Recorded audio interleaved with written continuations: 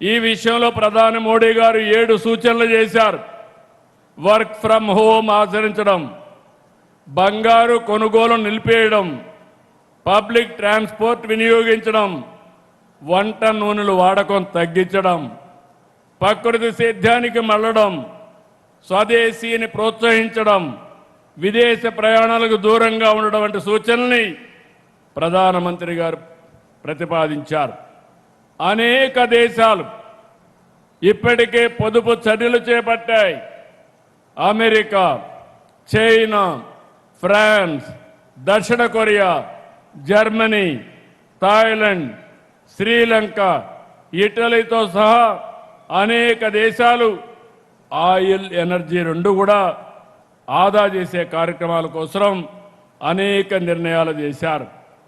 నేను ఇక్కడ మిమ్మల్ని అందరినీ కోరుతున్నాను, మనం కూడా బాధ్యతతో ముందుకు పోవాల్సిన అవసరం ఉంది. ప్రధాని చెప్పిన సూచనలు పాటిస్తూ మనం కూడా మన బాధ్యత కింద మేము కొన్ని నిర్ణయాలు తీసుకున్నాం. ఇంత మునుపంతా కూడా ఎక్కువ కాన్వాయ్లు ఉండేటివి, అవన్నీ తగ్గించాం. ఈ 7 సూత్రాలను ఏ విధంగా అమలు చేయాలనో దీనికి కూడా ఒక ప్రోగ్రాం చాకౌట్ చేస్తున్నాం. ప్రతి ఒక్క వ్యక్తికి విజ్ఞప్తి చేస్తున్నాను, ఈ పుట్టపర్తి పవిత్ర స్థానం నుంచి ఇది ప్రపంచానికే ఒక సవాల్. అయితే భారతీయులుగా మనం ఆలోచించాల్సింది, సవాలుని అధిగమించే విధంగా మనం ముందుకు పోవాల్సిన అవసరం ఉంది. నేను ఎప్పుడూ ఒకే మాట చెప్పాను, every crisis there is an opportunity.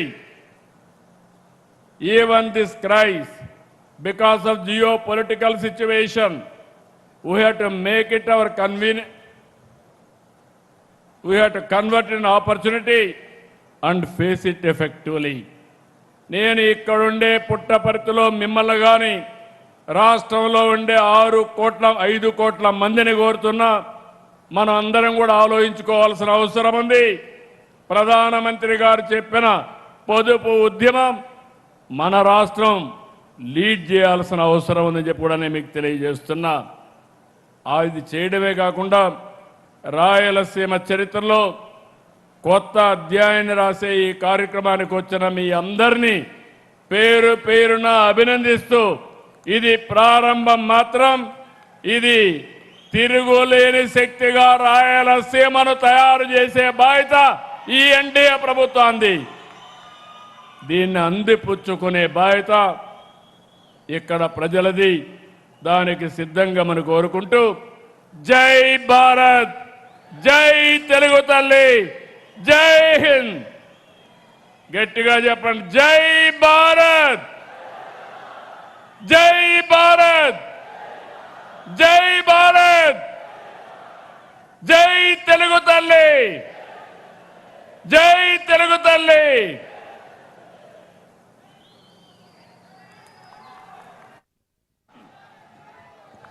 Manya ముఖ్యమంత్రి గౌరవనీయులు శ్రీ నారా చంద్రబాబు నాయుడు గారికి కృతజ్ఞతలు సమర్పించుకుంటూ, మరి త్రివిధ దళాల వెన్నుగా నిలిచి